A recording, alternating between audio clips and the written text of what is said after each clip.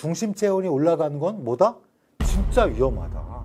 제가 이제 법의학자로서 이걸 많이 봐요. 그러니까 5년치를 두 것만 해갖고 논문을 국제학술지에 논문을 낸 것도 있는데 우리나라만 거의 있어요. 우리나라만 있는 건 아니고 핀란드도. 우리나라 핀란드 자주 있는 거 있잖아요. 딱 느낌 오는 거.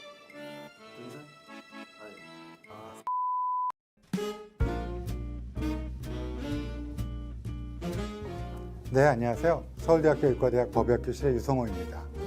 오늘은 날이 되게 더워졌잖아요. 그래서 이제 온도와 관련된 이런 사항들을 조금은 확인해보는 그런 시간을 가지려고 합니다. 우선 온도, 체온에 대해서 좀 살펴보려고 하는데요. 여러분 다 아시다시피 체온은 몇 도 정도 될까요, 우리가? 우리 보통 체온은 36.8도, 9도, 37도 정도를 기준으로 삼게 되죠. 근데 이게 이제 모든 사람이 다 똑같은 건 아니에요. 여러분 뭐 아시다시피 조금 체격이 좋으신 분들은 페이스, 즉 지방이 몸을 싸고 있다 보니까 그렇게 되면 이제 체온이 조금 정상보다는 조금 더 올라가는, 그래서 여름에 그러니까 살이 있으신 분들은 좀 더워하시잖아요. 그리고 좀 마르신 분들은 여름에는 좀 버틸만 한데 겨울엔 뭐 추위를 많이 탄다든지 뭐 이런 게 있잖아요. 그래서 우리가 이제 생리적으로 버틸 수 있는 게 보통 35도에서 40도 정도까지 이걸 버틸 수 있는데, 여러분 아시다시피 우리는 거대한 화학 공장이잖아요.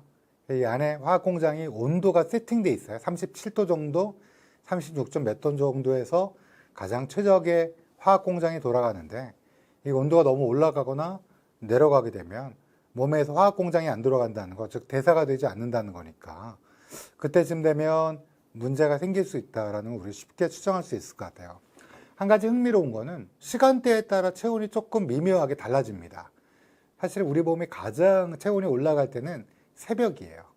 왜냐하면 이제 새벽에 옆구리 안쪽 깊숙이 콩팥이 있는데 그 콩팥 위에 나폴레옹이 쓰는 모자처럼 생긴 부신이라는 장기가 있는데요. 이 부신의 바깥쪽 피질 껍데기 쪽에서 호르몬이 한 3종류가 나오는데 그 중에 이제 코티졸이라는 호르몬이 나와요. 코티졸은 여러분 생각해 보시면 스테로이드라고 생각하시면 돼요. 이 스테로이드가 나오면 어떻게 되냐? 몸이 덮여져요. 그러니까 왜 근데 새벽에 코티졸이 나오느냐? 여러분 새벽에 회사 가야 되잖아요. 학교 가야 되고 또 하루 일을 준비해야 되니까 그런 이유 때문에 새벽녘에 코티졸이라는 호르몬이 부신 피질에서 나오다 보니까 새벽에 가장 몸이 체온이 뭐라 그럴까요? 덮여진다고 생각하시면 돼요. 그러니까 잠잘 때는 푹 우리가 눈을 감고 모든 게 이완이 되고 좀 체온이 낮아지다가, 뭐 낮아진다고 많이 낮아진 것도 아니에요. 아주 미묘하게 낮아지다가 새벽녘에는 올라가는 거죠. 그래서 체온이라는 건 뭐예요? 사람마다 조금씩 아주 미묘하게 다르고 같은 사람에서도 아침이냐 저녁에 따라 달라지는 거예요. 근데 이렇게 더운 날, 아주 덥잖아요. 제가 지금 하니까 오늘 굉장히 더운 날이더라고요. 이게 더울 때는 몸이 너무 더우니까 몇 가지 문제점이 있죠. 첫 번째는 피부가 탄다는 게 있어요. 양산 추천드립니다. 무슨 남자가 양산이냐? 여자들이 쓰는 거 아니냐 그러는데, 피부를 만약에 잘 가꾸고 싶으시면 선크림, 선블록 같은 걸 잘 바르시고 양산을 쓰시면 확실히 유리해요. 근데 이제 좀 창피하다? 그러면 이제 선블록, 창피할 건 뭐가 없는데 이런 거가 있고요. 또 하나는 더운 거죠. 더운 거면 그러면 문제가 뭐냐? 체온이 올라가게 돼요. 체온이 올라가면 우리 몸에서는 어떤 반응을 보일까요? 당연히 땀이 납니다. 땀은 뭐예요? 땀이 나게 되면 이 땀이 증발되면서 열을 빼앗아 가요. 그래서 땀이 난다는 것 자체는 여러 가지 이유 중에 가장 큰 이유는 체온을 떨어뜨리기 위해서 그런 거예요. 그래서 이렇게 더운 날에는 뭐 땀이 난다는 건 너무나 자연스러운 거고, 난 땀이 너무 많이 나 그러면 아마 몸이 덮여져 갖고 이게 이제 빨리 우리 체온을 조절하려고, 왜냐하면 36점 몇 도로 37도로 합시다. 37도로 세팅이 된 화학 공장이 너무 더워지면 어떻게 돼요? 일을 제대로 못하니까 이걸 37도로 유지하려고 노력하는 그런 과정에서 땀이 나는 거다. 그래서 여러분 제가 사인의 추억이라는 걸 찍었는데, 그 이소룡이 너무 운동을 열심히 하다가 땀이 잘 안 나갖고, 왜냐하면 이소룡이 액취증 때문에 겨드랑이에서 땀샘을 좀 제거했어요. 그러니까 이제 그걸 가지고 그걸 제거했기 때문에 혹시 체온이 조절이 잘 안 돼서 또 스테로이드를 먹었다는 의혹을 계속 가지고 계신 분들이 있거든요. 그러니까 이제 근육도 커지는 것도 있지만 스테로이드가 체온을 상승시키잖아요. 천연 코티졸은 새벽에 나오는데 인위적으로 스테로이드를 먹어주면 근육이 커져갖고 심장에 무리가 되어 사망하는 것도 있지만 또 여러 가지 작용을 해요. 뭐 고환이 수축되기도 하고 또 체온 조절에도 문제가 생겨요. 그래서 그런 것 때문에 죽은 거 아니냐라는 게 있지만 사실은 뭐 액취증 때문에 겨드랑이에 있는 땀샘을 제거했다고 전체 땀샘을 제거한 건 아니기 때문에 땀을 발산하는데 문제가 있다고 보기는 어려워서 제가 이제 우리 대멘톡에서 찍진 않고 그 아래에서 찍었는데 어찌됐든 왜 이렇게 더운 날씨에 그런 땀 흘리는 걸 얘기하냐면 오늘 얘기할 게 이게 더운 날씨에 제가 많이 보게 되는 게 열사병이에요. 물론 열 때문에 발생하는 게 화재사가 대부분이에요. 화재사는 또 언젠가 또 다른 시간에 말씀을 드리고요.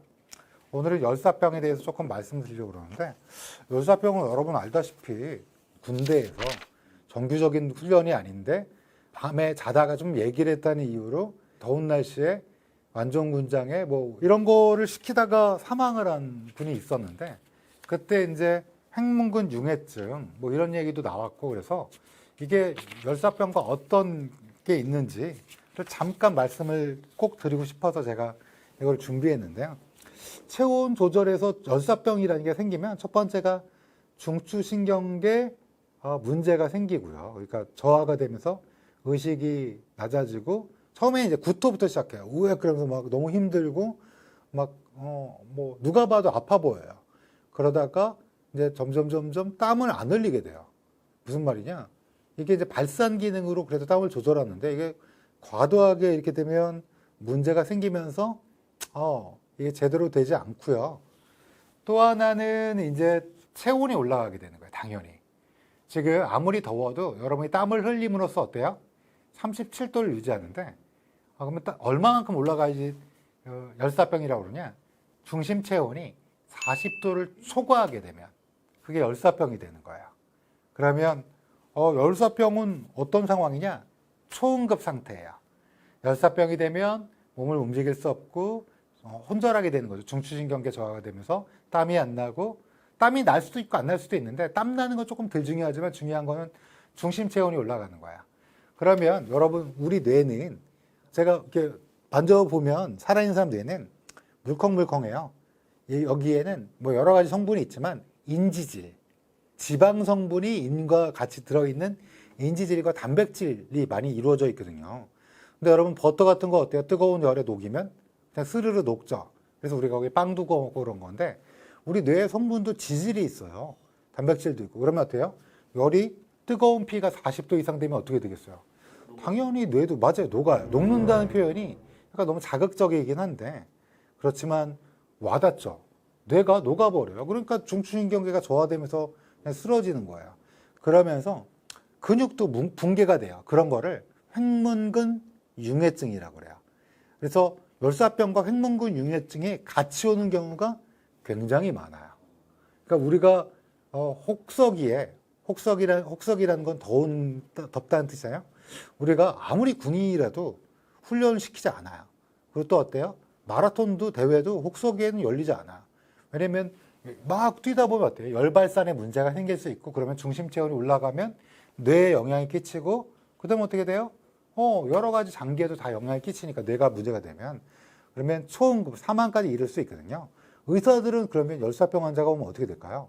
우선 피 검사를 해갖고 또 체온을 재겠죠. 그러면서 링겔 여러분 맞아보셨죠? 이게 이제 수액을 차가운 수액을 주입을 해요. 그래야 되겠죠, 당연히. 왜냐면 피가 뜨거워졌으니까. 그리고 어때요? 피 검사를 했는데 근육이 붕괴되면서 미오글로빈이라는 성분이 막 나옵니다. 근육이 붕괴되면 뭐가 문제인데요? 물어보시면 콩팥이 다 망가져요. 왜냐면 근육에서 막 근육이 하나하나 미오글로빈이라는 걸로 돼 있는데 이게 횡문근이 녹아버리는 거예요. 뇌만 녹아버리는 게 아니라 근육도 녹아버리는 거예요. 특히 누워있고 막 이렇게 되니까 횡문근이 녹아버리면서 어떻게 되냐? 이 미오글로빈이라는 게 어디로 가요? 돌다가 네, 신장에 다 걸려버려요. 콩팥에. 그럼 콩팥이 어떻게 돼요? 콩팥은 원래 여러분 정수기 필터라고 생각하시면 돼요. 정수기 필터도 우리가 적당히 깨끗한 물을 이제 필터가 아주 깨끗한 물을 만드는 건데 여기다 흙탕물을 계속 부으면 어떻게 돼요? 그러면 이 필터 오래 못 써요. 근데 우리 필터가 어떻게 돼요? 미오글로빈이라는 찌꺼기들이 막 콩팥에 오면 어떻게 되겠어요? 콩팥이 망가져요. 콩팥이 망가지면 어떻게 되는데요? 콩팥의 본연의 기능은 나트륨과 칼륨을 그리고 여러 가지 미네랄을 조절하는 역할을 해요. 그게 안 되면 어떻게 되냐? 피 속에 칼륨이라는 게 막 올라가요. K. 포타슘이 원래 의학적 용어로 적절한 용어인데 여러분 칼륨이라고 배웠으니까 K. 칼륨이 피 속에 올라가면 어떻게 되는데요? 심장이 멈춰버려요. 그러니까 사망에 이르게 되는 거죠.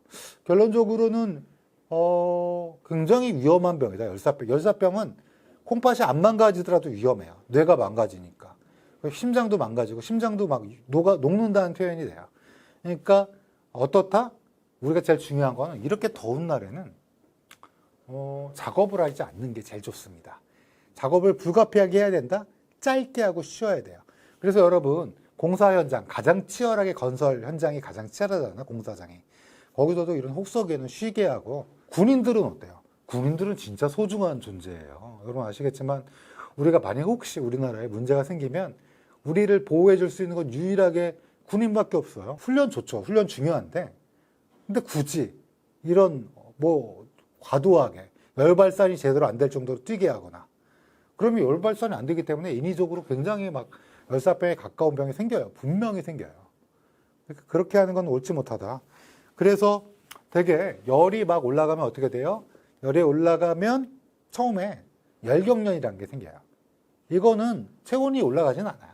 다만 열이 막 올라가니까 어떻게 해요? 주변 기능에 적응이 부전되는 거야. 그러면서 사용하는 근육, 오래 서 있으면 다리 근육에 이런 미네랄 또 염분 같은 게 이게 이제 결핍이 되고 그러니까 쥐가 오는 거야. 그러니까 막 이게 픽 쓰러지기도 하고 그러는 거야. 근데 여기서 조금 더 심해지면 열탈진이라는 게 생깁니다. 막 뜨거운 날씨 좀 오래 서 있으면 쓰러져요. 근데 그때는 수분이 결핍된 상태고 아직까지 체온은 올라가진 않아. 수분이랑 염분이라면 소금 생각하는데 그렇다고 염분 먹으면 안 돼요. 삼투압 때문에 오히려 혈액에서 수분이 쭉쭉 빠지니까 오히려 더 나빠지는 거고 뭐 여러분 아시는 뭐 포카리 스웨트 제가 광고는 아니에요. 그 다음에 또 뭐 있죠? 유명한 거? 파워에이드.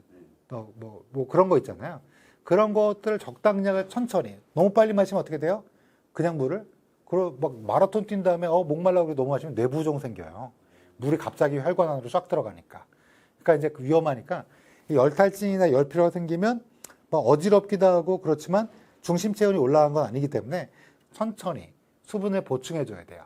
여기까지는 괜찮아요. 왜냐면 우리 남학생들 막 더운 날씨에 막 우통 벗고 막 농구하고 이러면 땀 쫙 빼잖아.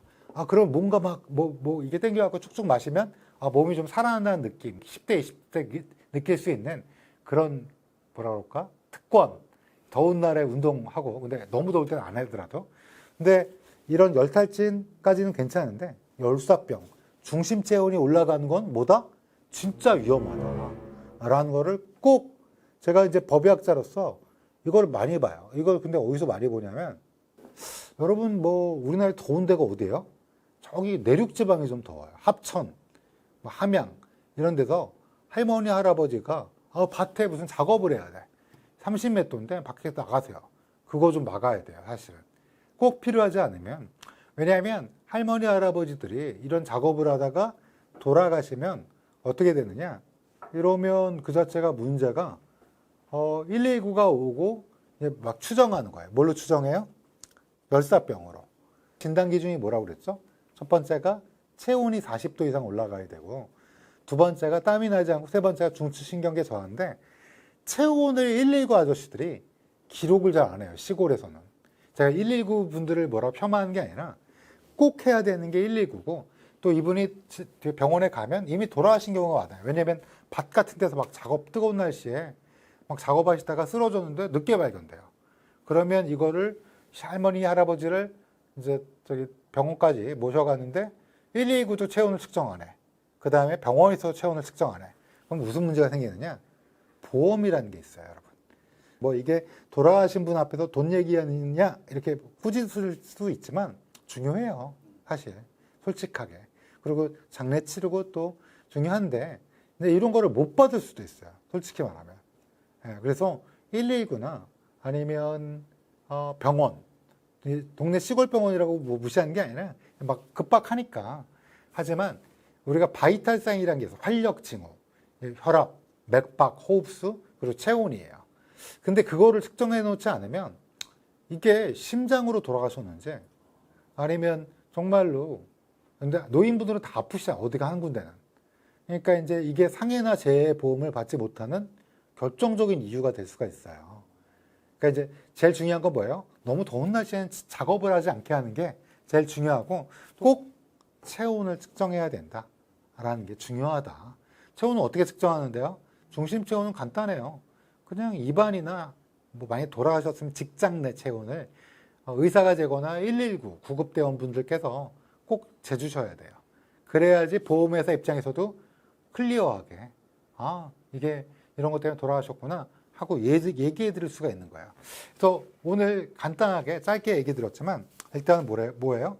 혹서기에는 절대로 작업이나 운동을 하면 안 되고 열사병의 3가지 증상이 뭐라고요? 다시 정리하면 체온, 그 다음에 땀이 안 나는 거, 또 하나 중추신경계 저하로 의식이 없거나 구역부터부터 시작하는 의식이 문제가 생기는 거. 이럴 땐 반드시 병원에 빨리 가야 된다. 그 병사도 10시간 동안 뺑뺑이 돌다가 왜냐하면 혈액투석을 해야 되는데 왜 혈액투석을 해야 될까요? 콩팥이 망가졌으니까. 왜 콩팥이 망가졌을까요? 열사병의 친구 횡문근 융해증, 근육이 녹아버리는 거야. 그러니까 미오글로빈이라는 게 막 나오니까 콩팥이 다 막혀버렸어요. 이것도 회복되나요? 회복될 수 있어요. 혈액 투석하면서 물을 막 때려 부으면 억지로 필터를 우리 인체에 놀라우니까 조금만 빨리 갔으면 살았을 수 있었는데 안타까웠다. 그래서 열사병에는 정리를 하자면 크게 3가지가 있어요. 우리나라에는. 첫 번째, 고전적 열사병이에요. 이거는 뭐냐면 지속적으로 열파에 노출되는 거예요. 되게 제가 아까 얘기했죠?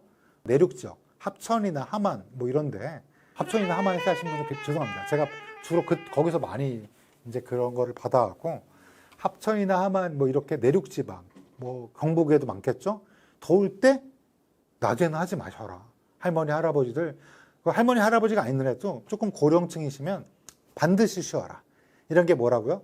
고전적 열사병이고 위험인자로는 만성질병. 제가 왜 할머니 할아버지를 굳이 얘기했냐면 다들 혈압이 있으시잖아요. 나이 들면 다 생겨요. 당뇨병 같은 거. 근데 이런 게 있는 게 위험인자고요. 비만. 조금 살이 있으신 분들은 위험인자예요. 그러니까 열파의 노출이 지속적으로 안 되도록 조심하시고 또 알코올 중독과 약물 남용 하신 분들도 위험인자다. 이게 사실은 열사병이 제일 문제가 되는 나라는 오히려 유럽이에요. 왜냐하면 지금 유럽이 너무 더워졌어요. 근데 에어컨 보급률이 우리나라보다 좀 별로 안 된 선진국들도 우리가 이제 유럽에 놀러 가면 되게 호텔에 가니까 거기는 에어컨이 있으니까 잘 모르는데 일반 시민들은 그냥 그게 없는 경우가 많아서 혹서기가 돼서 기온이 올라가면 열사병으로 많이 사망합니다. 우리나라는 이제 지방에서 시골에서 작업 때문에 제가 여러 번 강조했지만 그 다음에 이제 운동성 열사병이라는 게 있어요. 이그저셔널 히스트로크라고 부르는데 이거는 누구한테 많이 걸린다고요? 군인들. 그래서 더울 때는 운동하면 안 되고 더울 때는 훈련하면 안 돼요. 더울 때 빨리 저기까지 빨리 왔다 선착순 몇 명? 야 이거는 안 되는 거예요 사실은. 왜냐하면 왜 운동하면 더 열사병이 잘 걸리냐면 젊은인데도 이게 땀이 무한으로 나면서 이제 열발산이 한계에 도달하는 거야. 체온이 중심 체온이 어때요? 40도까지 되면 위험하다고 그러잖아. 우리 몸은 공장이니까. 이제 잘 아셨을 거야. 세 번째가 있어요. 또 뭐가 있을까요? 뭐 우리나라만 거의 있어요. 우리나라만 있는 건 아니고 핀란드도 우리나라 핀란드 자주 있는 거 있잖아요. 우리 딱 느낌 오는 거. 사우나. 사우나에서 열사병이 많이 걸립니다. 실제로 많아요. 제가 5년치를 두건만 해갖고 논문을 국제학술지에 논문을 낸 것도 있는데 잠드는 분들 계세요. 사우나, 찜질방 이런 데서. 근데 이제 사우나나 찜질방에 앞에 뭐 써 있어요? 어떤 사람은 못 들어온다고 그랬죠? 되게 노약자 그리고 임산부 맞아요. 음주자. 음주를 하면 어떻게 됩니까? 자, 여기 또 술 얘기 나와서 또 애주가들이 싫어하실 텐데 그러니까 술을 먹으면 혈관이 확장되잖아요. 열이 어때요? 쉽게 열에 노출돼요. 그럼 열사병, 피가 빨리 뜨거워지니까 술 먹고 사우나나 이런 데 가면 그래서 어떻게 돼요? 돌아가시는 분들 많아요. 사우나는 원래 어때요? 몸을 뜨겁게 하니까 혈액순환이 빨라져요. 진짜로. 릴렉스해서 심장이 좋다 나쁘다 논쟁은 좀 있지만 좋다는 쪽이 논문이 좀 더 많아요. 사우나는. 그러니까 사우나는 뭐 저는 사실 안 가는데 이제 좋아하시는 분들 계시는데 그거 뭐 즐기시면 근데 노약자가 되셨거나 뭔가 지병이 있거나 그리고 술을 드시면 가시면 안 돼요. 건강에 위해가 있어요. 이거는 학회 교과서에는 등재되지 않은데 제가 하도 많이 받으니까 왜냐하면 우리 노인들 점점 많아지거든 노인 숫자가 거기다가 이제 노인분들이 건강할 때 젊었을 때를 생각해서 똑같이 하시려고 그래요 뭐든지 그러니까 사우나에서 쭉 뺀다 사우나에서 땀 빼면 어떻게 돼요? 일단은 체온 조절 일단 안 되기 시작하고요 땀 너무 빼면 그 다음에 어때요? 수분이 부족하니까 어떻게 돼요? 네, 피가 뜨거워지면서 쉽게 쓰러져요. 쓰러져서 방치되면 그게 열사병이 되는 거예요. 심장에도 안 좋겠지만 당연히. 결론적으로는 그 사우나 열사병 이렇게 해서 제가 날이 뜨거워지니까 여러분한테 열사병 얘기는 꼭 한번 해야겠다. 날이 추워지면 무슨 얘기를 할까요? 제가 동상이랑 동사 얘기를 날이 좀 추워지는 계절이 오면 그때 말씀을 드릴 거예요. 그래서 열사병은 제가 부검을 해보면 뭐가 있느냐? 다 있어요. 뭐가 간도 녹아서 AST, ALT라고 그래서 아마 병원에서 아마 검사하면 이런 것도 높게 되고 또 파종성 혈관 내 응고 DIC라고 부르는 혈액이 굳지 않아요. 피가 막 줄줄 새는 것도 있고요. 심장에 부정맥도 생기고요. 가장 많이 오는 것 중에 하나가 상문근 융해증이기도 하고요. 그래서 위험하다. 결론은 날이 더울 때는 집에서 또는 사무실에서 또는 영업직이면 나 가야 되는데요. 대중교통을 이용하면서 좀 냉기를 좀 식히면서 몸을 잘 보존하자. 이 얘기를 꼭 드리고 그다음에 소금 먹어야 되나요? 노 소금 드시면 안 돼요. 소금 먹으면 삼투압 때문에 물이 혈관에서 빠져나와요. 그럼 더울 땐 더 악화되는 거예요. 그럼 뭘 드셔라?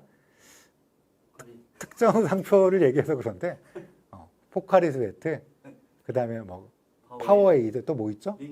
링티 또 G자로 시작하는 게토레이 골고루 얘기해야지. 지휘관분들 꼭 소개는 시키시면 안 돼요. 되게 소중한 자원. 우리 그 나라가 어려울 때 지켜줄 수 있는 유일한 군인분들을 아껴주시자. 이렇게 꼭 말씀드리고 싶습니다. 오늘은 여기까지. 감사합니다.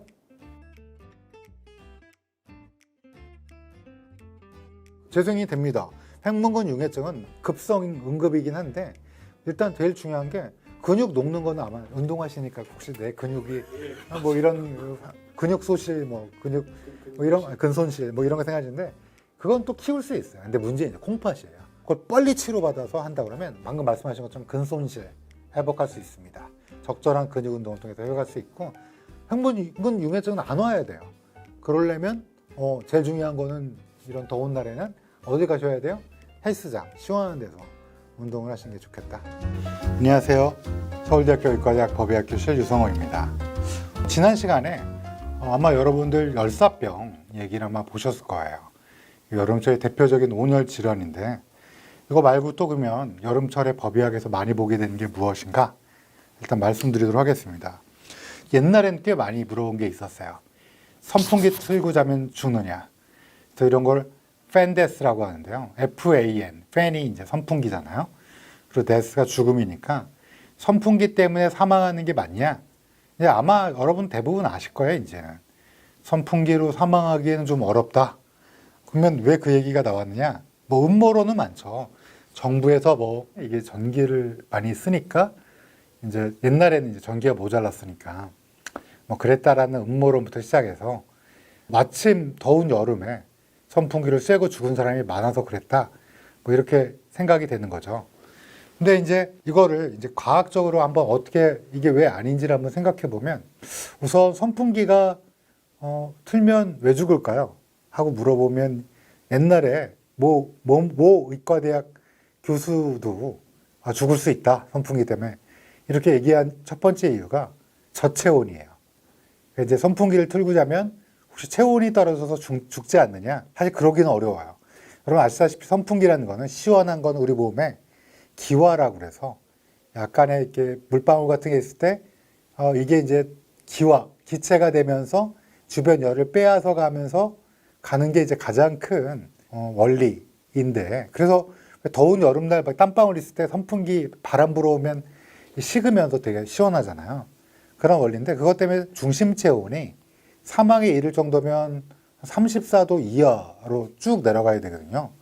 그렇게 내려가기는 어려워요.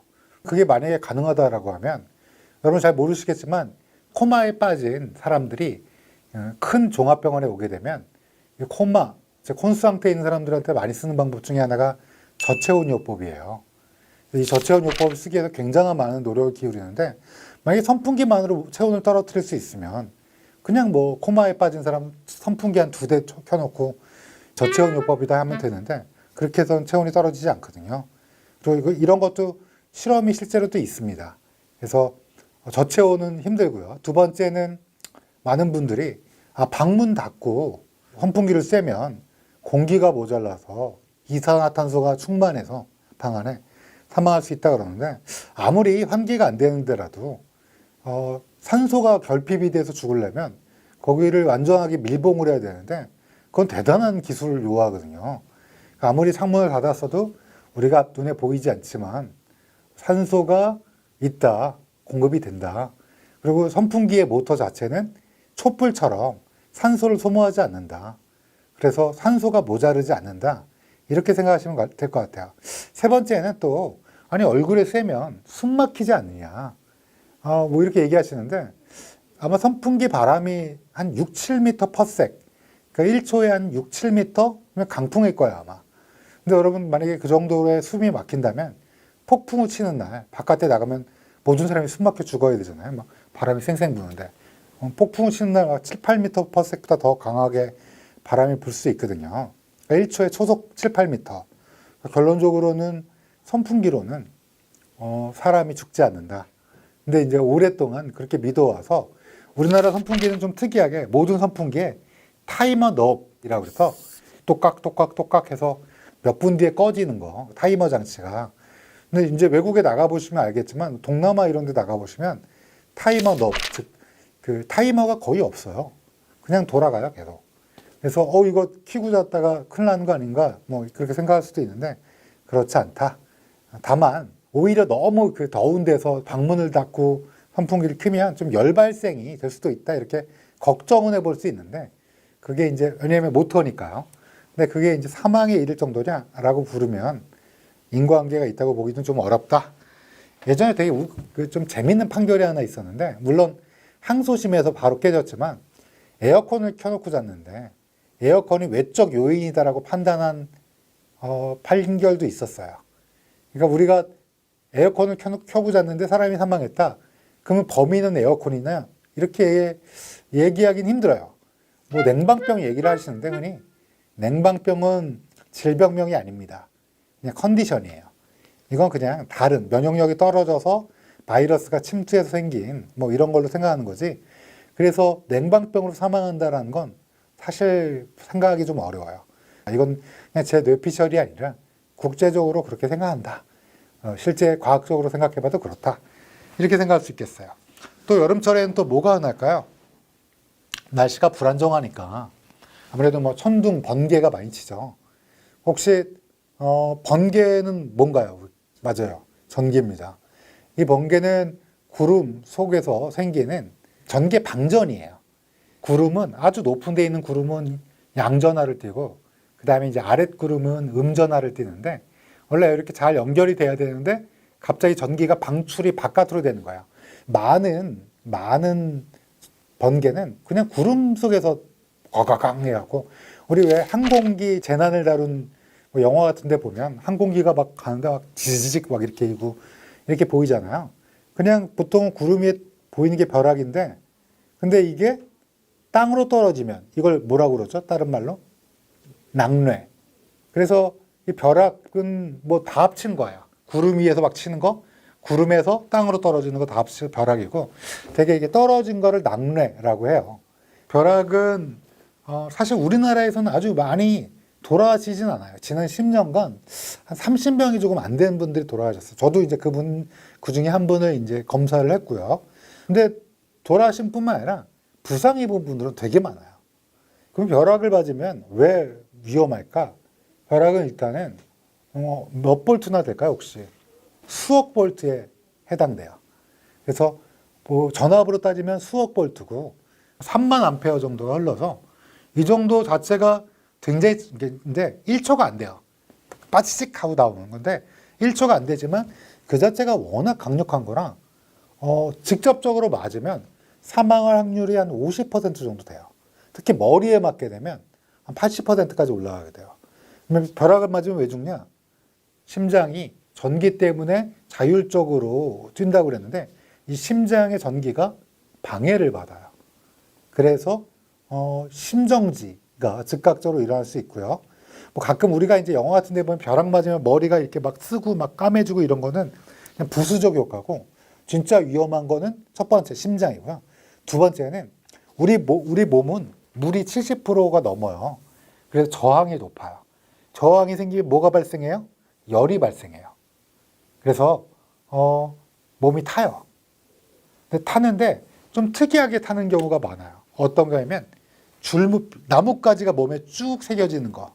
그런 거를 우리나라 말로는 뇌격근이라고 하고요.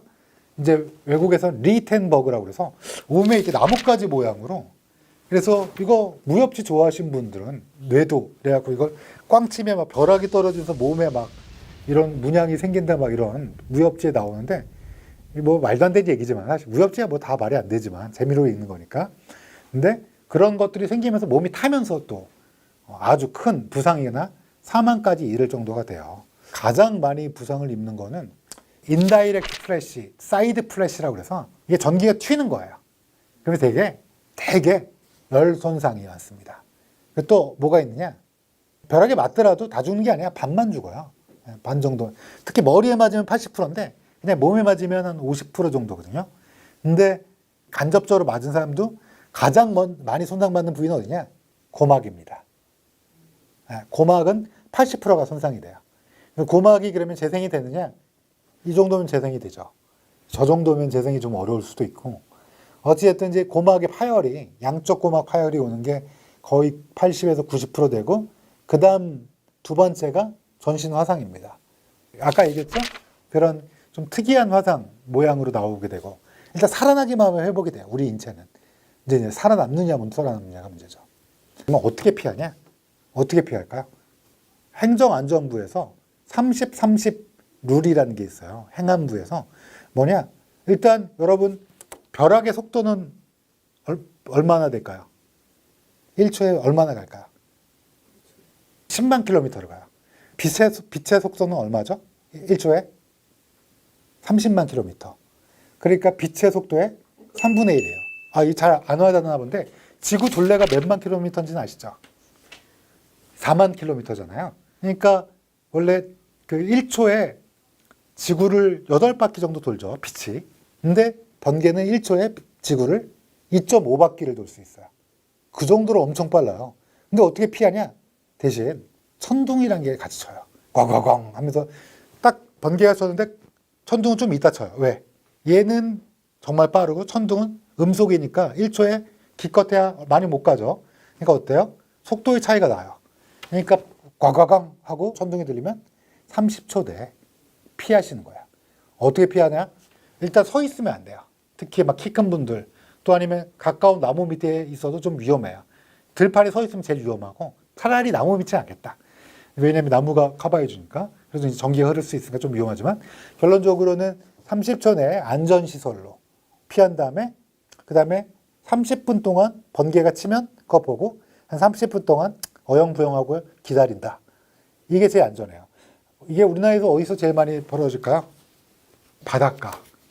바닷가가 대기 상태가 좀 불안정하고 그러니까 천둥이 치면서 양양에서 한번 그 왜 서퍼들의 고향 거기서 한번 크게 일어났잖아요. 그때 아마 돌아가신 분도 계셨던 걸로 기억하는데 뉴스 나왔죠. 그래서 그런 좀 탁 트인 공간에서 만약에 우레를 들었다, 천둥을 들었다, 그러면 일단은 좀 피해보는 게 별로 많이 생기지도 않는 거 아니냐? 맞아요. 사망자는 적은데 부상자가 많아요. 왜냐하면 땅에 떨어진 다음에 방전된 게 물이나 심지어 전선에 떨어졌는데 텔레폰을 중간에 들고 있으면 이거의 전선에도 영향을 끼칠 수 있고요. 우리 저기 전차에서 이 위에 있는 그거 몇 볼트인지 아세요? 25,000볼트예요. 전차를 움직이는 게. 근데 수억 볼트면 상상을 초월하잖아요. 그래서 그런 거를 좀 조심하자. 이런 측면에서 말씀드렸습니다. 뭐 긴 시간 동안 들어주셔서 감사합니다. 혹시 질문 있나요?